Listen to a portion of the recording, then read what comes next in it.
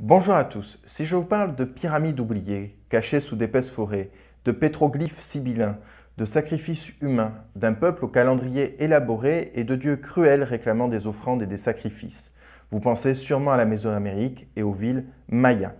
Et c'est effectivement le sujet que nous allons étudier aujourd'hui.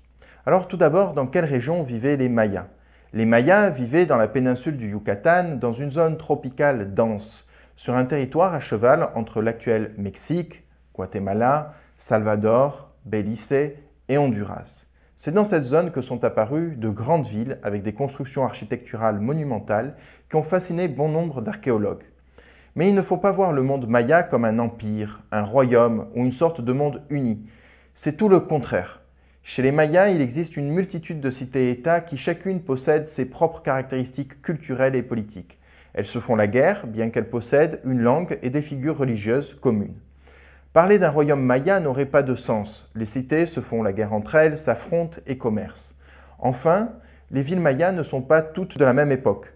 Les Mayas construisent des villes pendant plus d'un millénaire. Ainsi, plus de 1000 ans séparent l'époque de la domination de la cité maya de Huachactún ou de Aguada Fénix de celle d'Uxmal.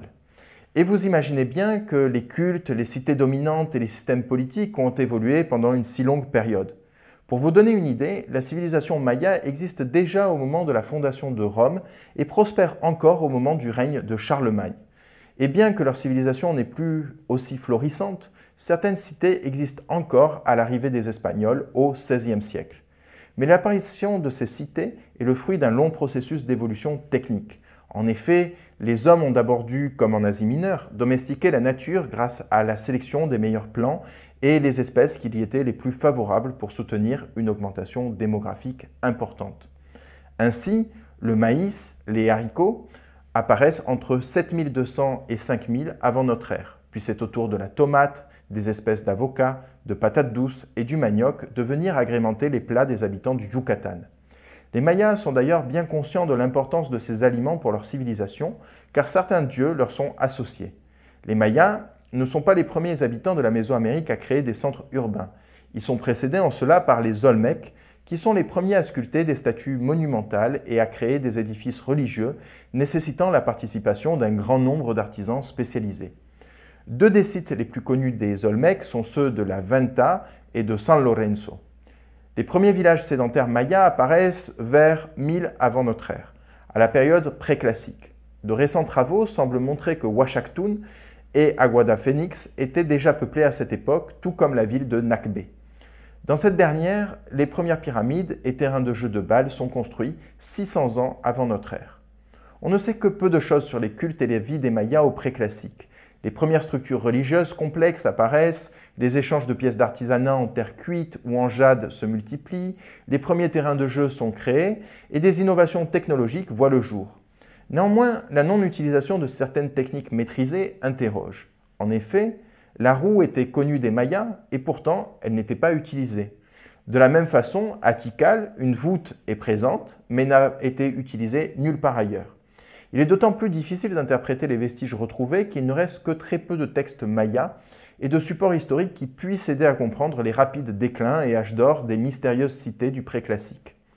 Les villes dominantes du préclassique sont celles de Tikal, Calakmul, Huachactún, Nakbé, Caminalchiuchú, Tintal et Cerros. C'est dans ces villes que naissent les premières pratiques religieuses au sein de constructions monumentales mayas. À la fin de la période préclassique, vers 200-300 de notre ère, plusieurs villes mayas se vident de leurs habitants et d'autres sont abandonnées. El Mirador est un excellent exemple de cet effondrement de la fin de l'époque préclassique, sans que l'on sache exactement pourquoi ce déclin a eu lieu. La période classique, qui s'étale du IIIe siècle au Xe siècle, est l'âge d'or de la civilisation maya avec de nombreuses constructions monumentales, de pétroglyphes et l'apparition ou le développement de grandes villes qui avaient échappé à l'effondrement du préclassique comme Tikal, Caracol, Calakmul, Copan, Bonampak, Palenque, Sama, qui aujourd'hui s'appelle Tulum, et bien d'autres cités que nous n'avons pas le temps de citer dans ce format. Le classique maya est l'époque la plus connue de la civilisation maya en raison de la monumentalité de leur construction. À la fin de la période classique, un grand et mystérieux effondrement démographique et culturel a lieu dans la péninsule du Yucatan qui met fin à cet âge d'or de la civilisation maya. Néanmoins, toutes les villes ne disparaissent pas de la péninsule. Uxmal survit à l'effondrement plusieurs siècles. Des rivaux des Mayas, les Itzae, fondent la ville de Chichén Itzá et la ville maya de Mayapan domine une grande partie du Yucatan du XIIIe au XVe siècle. Enfin, le peuple maya est déjà bien présent dans ces zones à l'arrivée des Espagnols et leur résisteront pendant plusieurs décennies. Dans le prochain épisode, nous nous intéresserons à la religion maya et en attendant, à très bientôt pour une nouvelle vidéo.